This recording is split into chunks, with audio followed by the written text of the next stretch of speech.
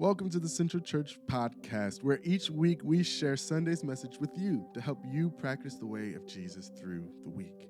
Let's jump into this week's sermon and discover how we can live our lives by Jesus' teachings every day.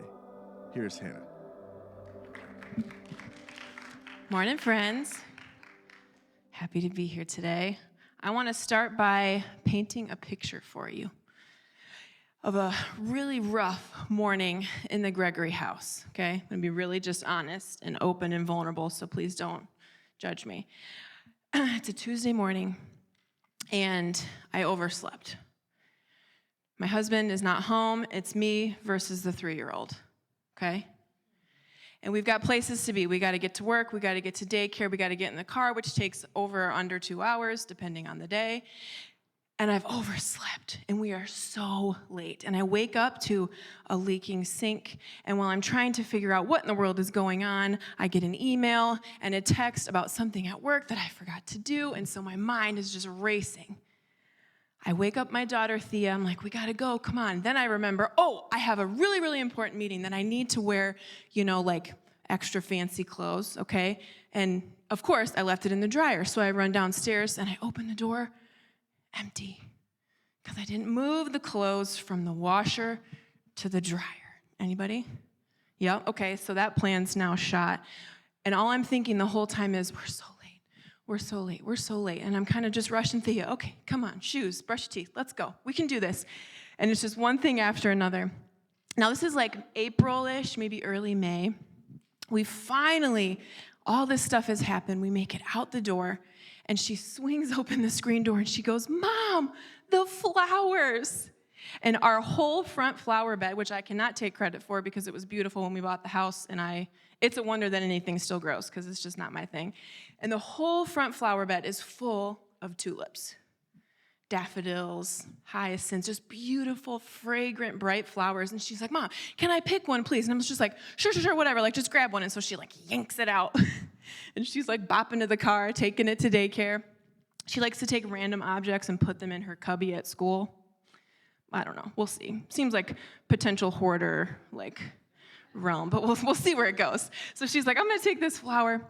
I'm rushing her. I'm getting her to the door. We're trying to get in the car, and she is just taking forever to get in her car seat. And I'm like, come on.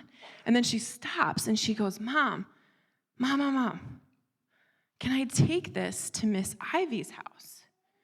Our neighbor. Can I take this to Miss Ivy's? I think it would just make her really, really happy.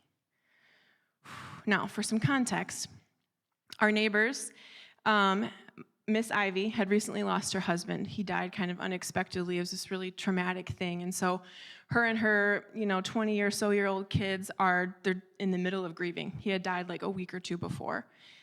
And we've been trying to support them and, build relationships with them. So I love that her heart was, I want to show some love and care to them. And I'm like, oh, my girl, she's so compassionate, So obviously I turned to her and I was like, no, Thea, you cannot take the flower to the neighbor. We are very, very late, and I just need you to get into your car seat because we have to go.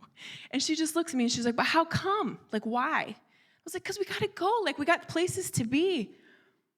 And she was like, why, Mom? You guys know, they have to ask why 10 times, okay? So I'm starting to grow frustrated.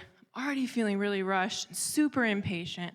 And I just I wouldn't say yell, let's just say added some passion to it. And I just said, because, Thea, we're in a hurry. We're in a hurry, please.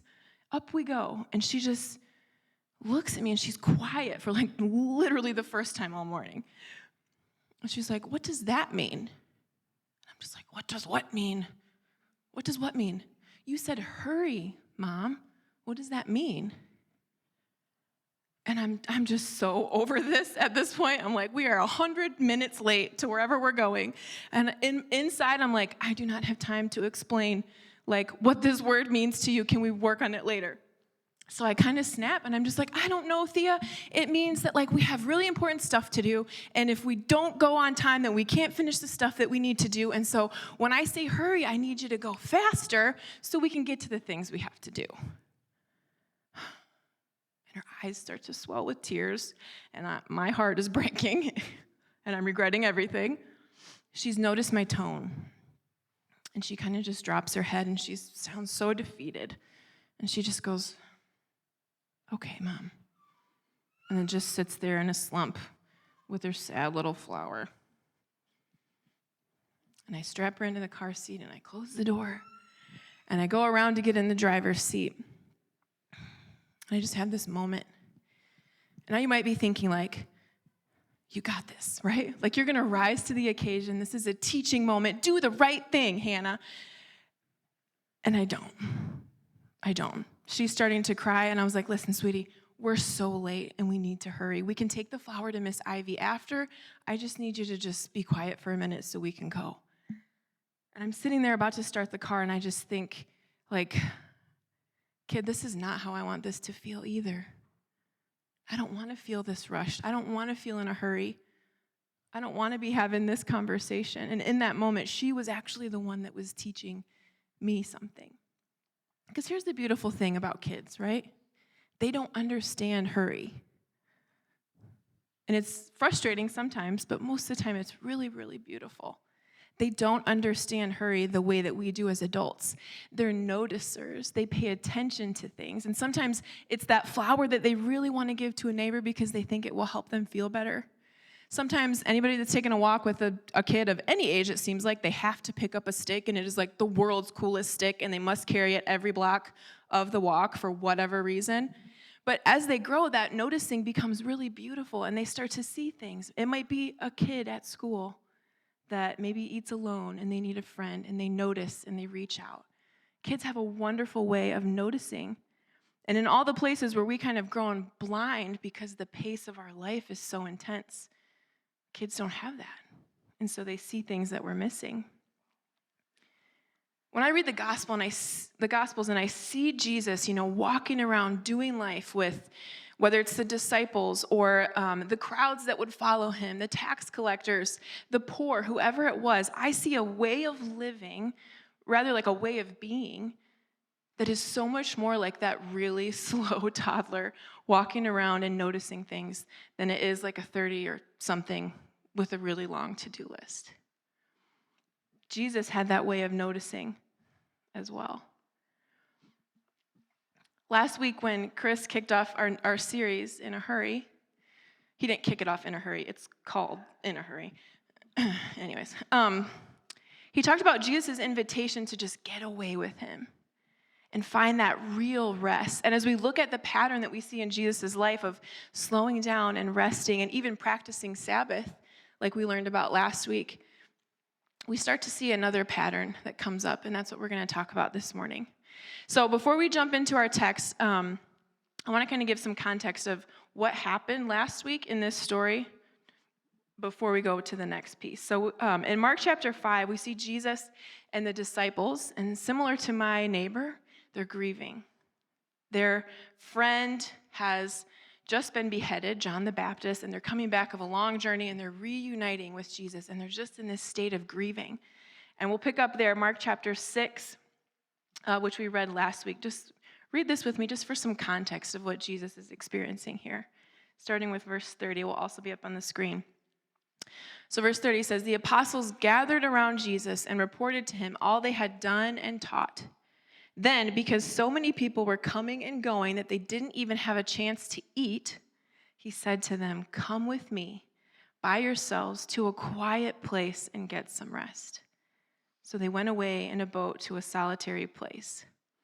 Now, we get to watch Jesus and see how he models how we can not just rest and get away and have that, but how we can welcome interruption.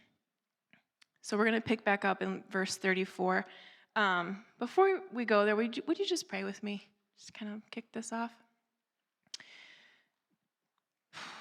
God, I thank you for your presence with us. Whether we notice it or not, whether we choose to be aware of it or not, God, you are closer than our very breath. Lord, I ask that as we study your word, as we look at Jesus' life, that you would speak to us in a way that not just slows us down and makes us pay attention, but in a way that connects us with you and changes the way we want to live our lives with you, God.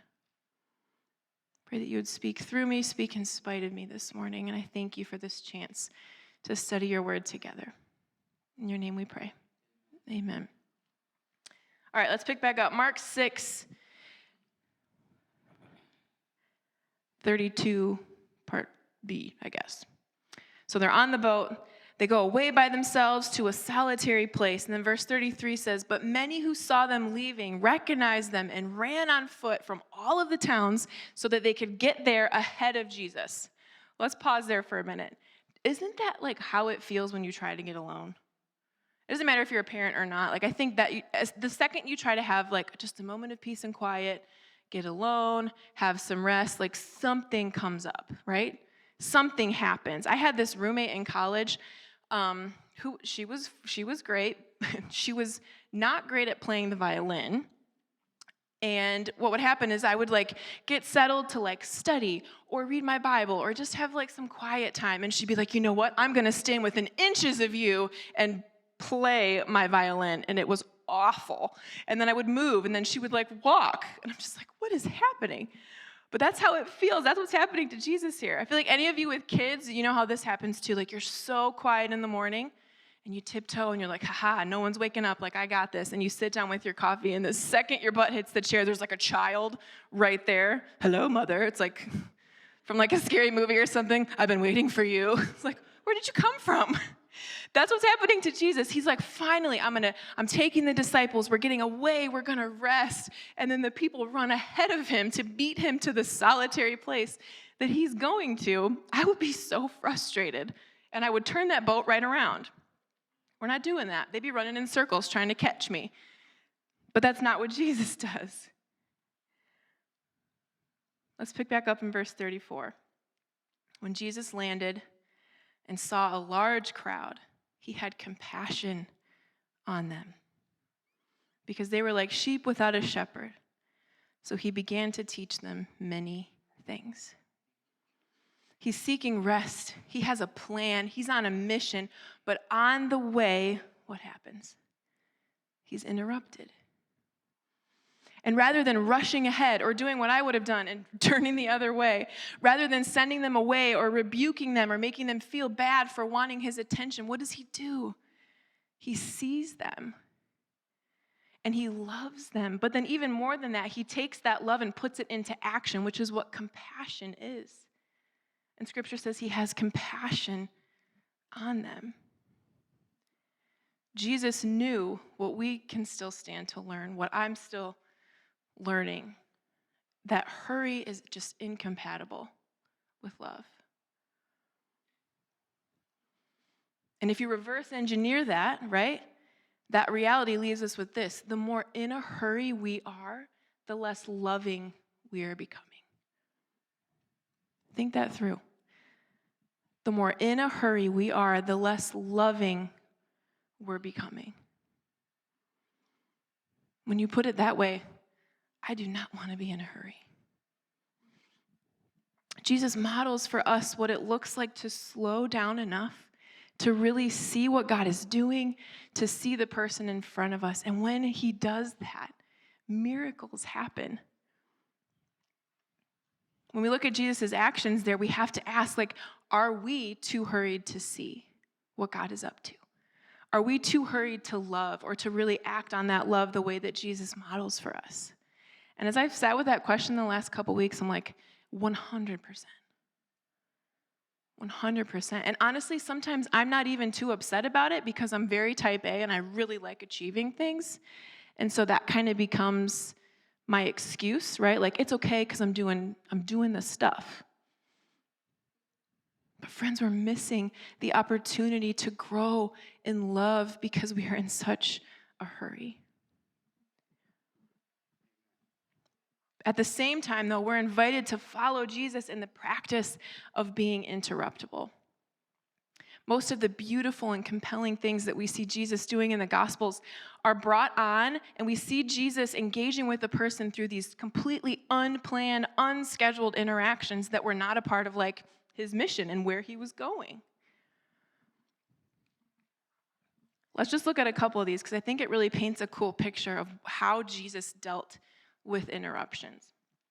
in Mark chapter 2. We're going to look at just in the book of Mark, nowhere else, okay? Just the book of Mark where we're reading from today.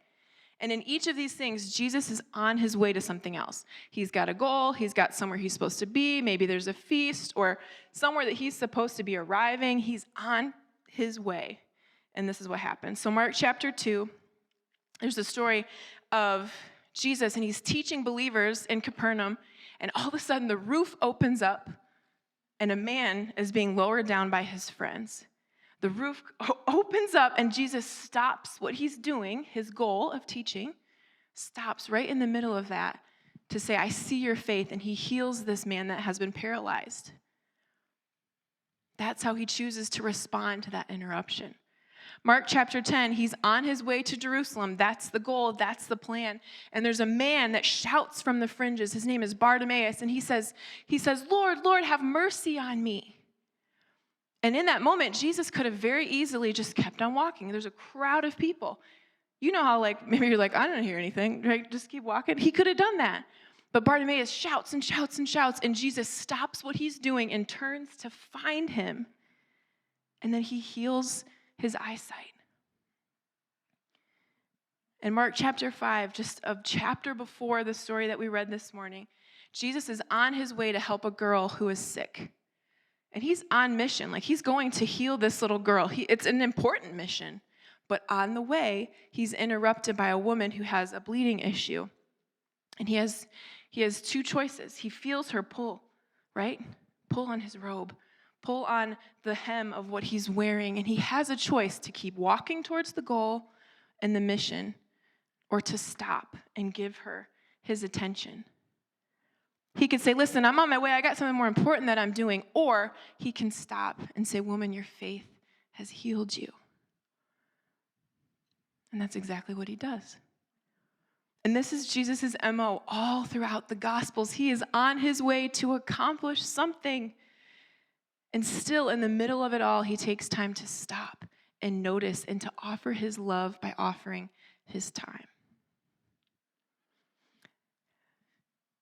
Jesus' options are also our options. All throughout our life, whatever the day or the season brings us, we have the same choice. We can see something as an interruption to our plans or our goals or a desire that we have, a destination that we're going toward. Or we can see those things as invitations to join God in the good work that he wants to be doing. Because Jesus sees people not as an obstacle to his mission, but as the mission itself. And I believe that he calls us to do the same thing. In those on-the-way moments, to see those people in those situations, not as obstacles to the more important work that we're trying to do, but as the thing that is the gift in the moment for us to be seeing and noticing. C.S. Lewis has this really great quote that talks about the life that God is sending you. So listen to this. This is so great. He says, the great thing, if one can, is to stop regarding all of the unpleasant things as interruptions to one's own real life. The truth is, of course, that what we call the interruptions are precisely one's real life. The life that God is sending us day by day. But that's easier said than done, right? Why is it so hard to take those interruptions and see it as that gift that God is sending us moment by moment, day by day? We're in a hurry. We're too hurried to see it. We're too hurried to see him. In that book that Chris referenced last week, The Ruthless Elimination of Hurry, which I could not recommend more, especially if any of this is hitting home. There's this section where John Mark Comer talks about margin, like margin around a page, okay? And he's talking about how we need margin in our lives. And he defines margin as the space between our load and the limit that we have that we can carry. So the space between your load and your limit. And that's the problem, is we have no space. This feels difficult to welcome interruptions. It feels honestly almost impossible to respond to those things the way that Jesus would, because we just don't have space. We don't have any margin. And so that one little thing that comes up, whether it's wanting to deliver the flower to the neighbor or someone who needs your help or needs your attention or needs prayer, whatever it is, that one thing just puts you over the limit because you were already there when you started. But here's the thing, I think if we had a conversation about this one-on-one, each of us would admit we want to be like that. We want to be like Jesus and be interruptible to the point that we can see where God is working and see the people that he is drawing our attention to. But it's really hard. And when we don't have room between the load that we're currently carrying and the limit that we can honestly take before we break, we leave no room for that love to grow in our lives. So that leads us to this question. How do we follow Jesus in the practice of being interruptible? And you might be thinking, like, I have had a ton of practice of being interrupted. It is my constant. But there's a difference between being interrupted and responding the way that I did when Thea wanted to deliver her flower, which was, just for the record, in case you didn't catch it, wrong and not the right way to respond. There's a difference between constantly being interrupted and welcoming interruptions, which is what Jesus models for us. So how do we follow him in that practice? I have a couple suggestions, not an exhaustive list, but some things that I think are wisdom, if this is something that you want to build into your life.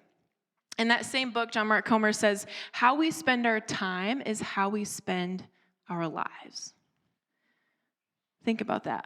How you spend your time, seconds, minutes, hours, days, is honestly how you're spending your life. It seems so simple, but there's power in realizing that. So we can choose to make changes with the way that we're spending our time, and we're able to reorient our life to the purpose that God has for us and the mission that he has for us. So let's start with this. First way to kind of practice Jesus' way of welcoming interruptions is to just cut distractions. Cut out distractions, which again, we're all very experienced in being distracted. But when we cut out distractions, we can make room and space for those holy interruptions that God might be sending our way. So I have a question. If how you spend your time is how you spend your life, how are you spending your life? Do you want to spend it distracted by a screen and numb to the things that are going on around you? Do you want to spend it just clinging to every spare minute that you have while wasting time on things that at the end of the day really don't matter?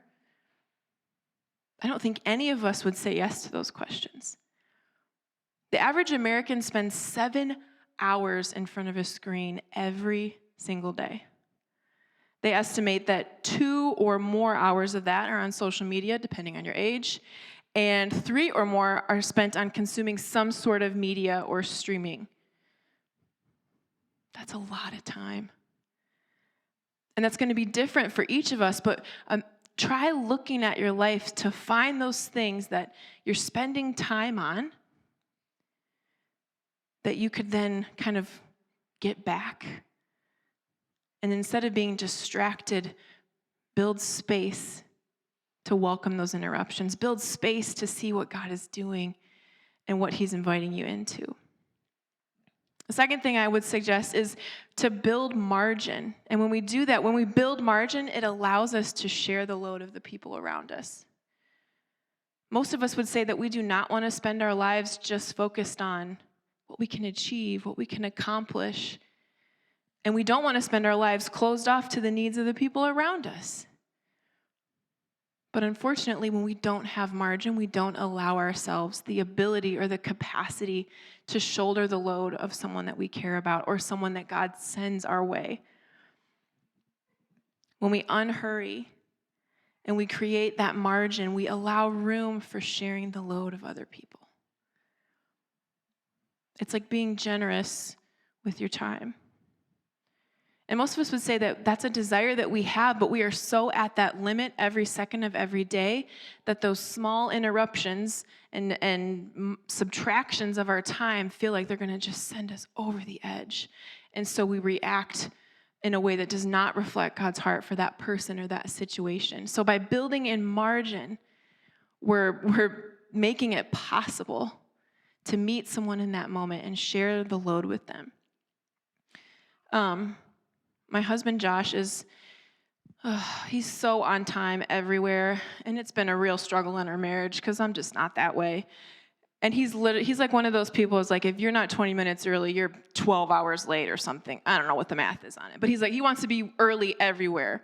We just flew to Florida a couple months ago, and every time we fly, it's like, okay, so our flight leaves at 7:30. I'm thinking, we could probably show up at 6:30, yeah? And Josh is like, no, we're going to be there at 2. We have to be there at 2 just in case. That's not 100% true, but that's how it feels when I don't want to be early, and it's very early in the morning. He just builds this time in because he just doesn't want to be late. He's defending himself. But imagine if we did that, if we built in margin in a way that gave space so we could show up for other people.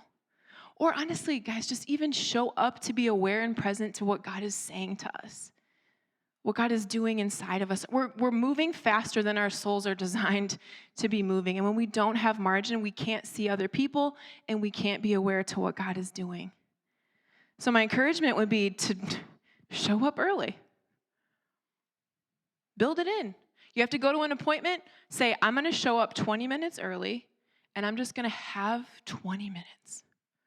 And maybe that's 20 minutes and you take a nap in your car. Maybe that's 20 minutes and you do your reading for the day, or you call a friend, or whatever. Build in the margin so that you have space before you're at your limit. And then that way, when God sends you someone that you need to be showing compassion to or love to, or gives you an opportunity to really bless someone, you have the space to welcome that interruption because you're not at your limit. Unschedule yourself, your family. Look at ways that you can build in that margin. And then last, this is on the simple side, I think, but my encouragement would just be to pay attention. Pay attention. We run so fast that we're just not even seeing. We're looking, but we're not seeing. We drive down 8 Mile every day to come to work and to go to daycare, and Thea sees those like big inflatable dancey dudes. There's like 8 of them. It's the greatest part of our drive. And every morning she freaks out about these like wiggly guys doing the dance, right? And I'm set on the day. And she's behind me, and she's just cracking up because, and I drive by him every day, and I don't see him. Now, that's like a silly example, but there are so many things that we just miss because we're rushing past. So become a noticer, like a child. Because my guess is that you don't want to spend your life anxious and rushed and in a hurry. You don't want to miss out on the beauty of the world around you. Or the dancing wiggly guys. You don't want to miss out on the closeness of God to you and how he loves you. And you don't want to miss out on the gift of the person that might be beside you or in front of you. Work to become a noticer. And I think that's as simple as just in those moments, just pausing and saying, God, what are you up to? Have you ever had someone try to surprise you and like they're kind of acting weird and you're like, what are you doing? What are you up to? You're doing something that I don't fully know what you're doing, but I want to know. You're curious. You're paying attention because you're like, they're planning something. What if we approach those moments with God like that? And every single moment we have that opportunity to be like, God, you're working, you're moving, you're speaking. I'm here. I'm pausing to pay attention to you. What are you up to? Show me. Sometimes I'm outside, like on a walk or something, and I just stop and I'm like, God, how are you trying to get my attention? How are you trying to get my attention? And then when those interruptions come, I think being a noticer means just being like, God, how do you want me to respond? How do you want me to respond? How would you respond if you were me in this moment when this person comes and needs me? When this situation requires my time and my attention, how would you respond if you were me? So to recap, cut out those distractions, build margin, and pay attention. And these are all like muscles, right? Like these are things that we're not instantly going to be able to be like, oh, found 5 hours, and now I'm the holiest person in the world, and everybody come interrupt me. Okay, that's not going to happen. We have to grow these things and start to like strengthen these muscles. And I think that as we make those small changes, God is faithful to really show us what slowing down can look like and how giving that margin can help love grow in us as we see in Jesus. So, to end this morning, I want to share a story. And yeah, we got time. I'm going to share the story. So it's a story that I heard secondhand from a pastor named Tony Campolo. He's actually like a pastor. He's a sociologist. He's a writer. And he tells this story. He's a lot funnier than me, but I'm going to do my best. And he tells this story of how he's traveling to go to a conference or something. And he is flying to Hawaii. He's from the East Coast. So he flies to Hawaii. But because of the time change, he's up at like a weird hour. So he wakes up at like 2 or 3 and he's starving, even though he should be sleeping. So he wakes up and he's like, I gotta go find some food. So he goes down the street and he finds a diner that happens to be open. It's 3 a.m. He walks in. There's no booth, just a counter, like really sticky with the red silver stools. That's kind of what I'm picturing. Takes a seat. Cook comes out, asks him what he wants to eat, and he's sitting there drinking his coffee, and he hears the door ding behind him, like other people are coming in. And he turns just, to pay attention, and he turns, and there's a group of 7 or 8 women. They're coming in, ending a night of working on the streets. And in his story, he says this is very clear who they were and what they were doing. So they're coming in. Doesn't really pay him any mind, keeps drinking his coffee, and they come and they sit at the counter close enough that he can hear their conversation. And the women are talking, and one of them says, I'm turning 39 tomorrow. And all of her friends start laughing like, oh, big deal, what do you want us to throw you a party or something? And then they're silent, and she says, I've never had a birthday party. Why would I expect one now? I've never had one. And then they go on to talking about their next thing. Tony finishes his donut or whatever it is that he's eating. They finish their meal. They end up leaving before he does. And he's sitting there having this moment, and he gets an idea. So he goes to the cook and the waitress that was standing there. And he asks them, he's like, that one that was sitting a couple seats away from me, what was her name? And he says, her name is Agnes. And he was like, does she come in here every night? And the cook, his name was Harry, says, yeah, they come in every night, same time, same group of women. And Tony's thinking, he's like, I have an idea. Will you help me throw her a birthday party? And the cook's like, I don't know. And the waitress goes, yes, absolutely, absolutely. And she says, mister, listen, I know what she does for work, but she's a good person, and I think that's a great idea. So they jump into planning. Somebody's going to get the cake. Someone's getting some really crappy like dollar store decorations, and they're going to throw Agnes a birthday party. So the next morning, 2 a.m., he shows up to start decorate, and the place is packed with all these other people, workers on the street, people in the community, other people that knew Agnes for different reasons, and they're there to come and celebrate and give her her first birthday party. So they're ready. And the women come in just like a normal day, coming to have breakfast or dinner, whatever it is at that time, I don't know. And they shout, surprise! And Agnes walks in, and they said she was so shocked that her knees just buckled because she's just so like overcome with everything. And they walk her to the stool at the counter, and they sit her down, and then Harry kicks open the double doors, and they have a cake with 39 candles lit for her. And they all start singing happy birthday. And they set the cake down in front of her, and she's crying, it's a moment. And they set the cake down. And Harry, the cook, who didn't want to throw the party, right? He's like, come on, Agnes, blow out your candles. And she's like, I can't do it. So then he blows out her candles. And they're sitting there waiting to start to cut the cake so they can eat. And she asked Tony, the pastor, she was like, mister, I know that I'm supposed to cut this cake, but I don't want to. I've never had one before, and I want to take it home and show my mom. No matter how old you are, you always want to show your mom, right? I want to show my mom. We just live down the street. Can I just take it home and show it to her, and then I'll bring it back and we can cut it? And he's like, sure. I don't know, like it's your cake, do what you want. So she leaves with the only thing else for the party. She leaves with her birthday cake. And the door closes behind her, and Tony says, it was just so quiet, just dead silent.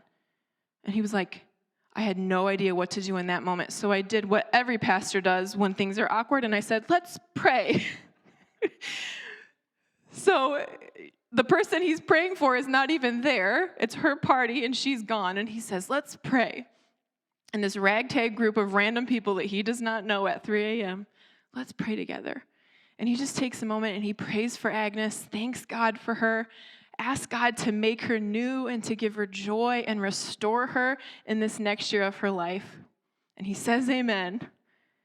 And he looks up, and here he goes, hey, you didn't tell me that you were a pastor. He's like, yeah, so what? I'm a pastor. And he's like, well, what kind of church do you go to?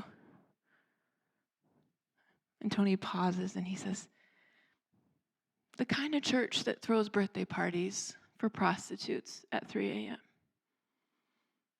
That's the kind of church I'm a part of.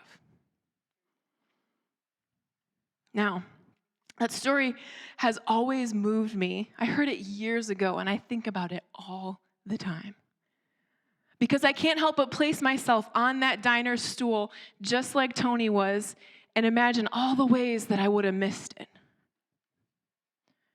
Imagine all the ways that I would have just been rushing to the next thing and completely missed an opportunity that God was giving in the moment to show care and love to another person.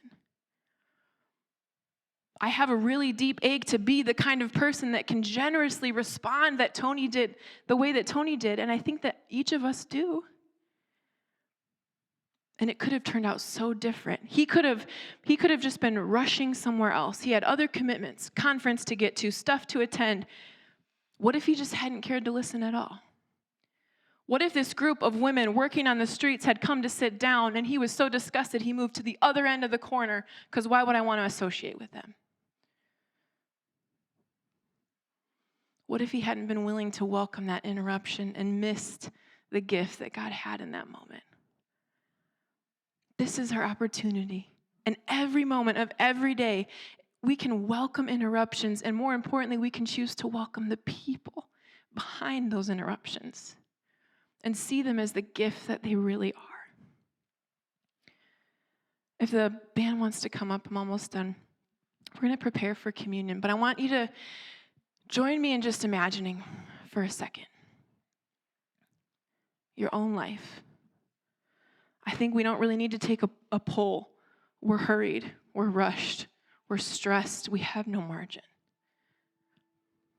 But imagine with me, what would it look like for you to unhurry your life in a way that made room for the work of the Spirit to work in you? What would it look like if you gave your time and your attention to things that actually matter instead of your Instagram feed or the news on the TV? What would it look like to decide to step out of that hustle and that hurry and that crazy pace that we keep to be interruptible just like Jesus was? What might it look like? What would change?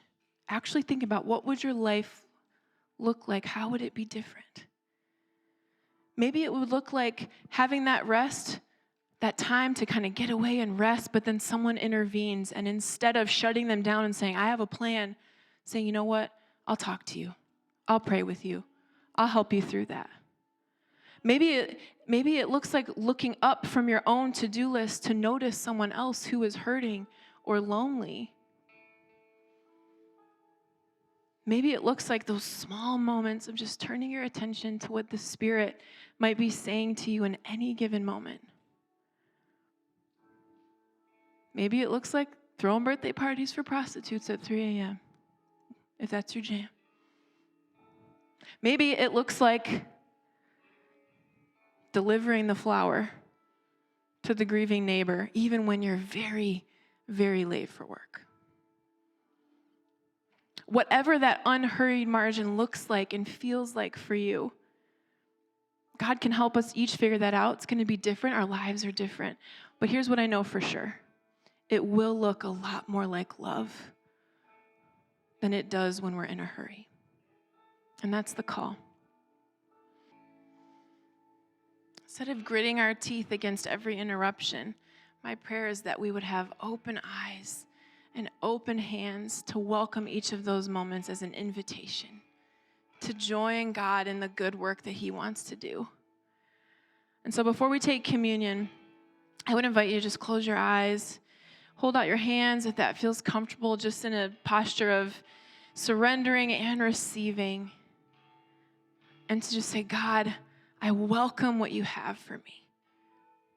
I welcome what you have for me. I am not in a hurry. God, that's our prayer this morning. We are not in a hurry. We don't want to miss you. We don't want to miss our neighbor.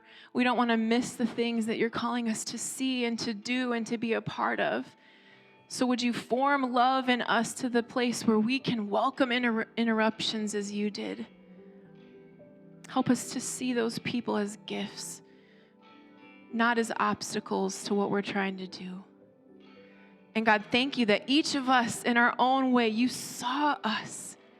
And instead of rushing to the next thing, God, you loved us and you gave yourself for us. We are so thankful, Jesus. Thank you. Thanks for listening to this week's message from the Central Church Podcast. We're all on this journey together, practicing the way of Jesus. As you go about your week, consider how this message can shape your actions and your attitudes. For more information about us, visit us online at centralchurch.cc. We hope to see you next Sunday. Have a great rest of your day.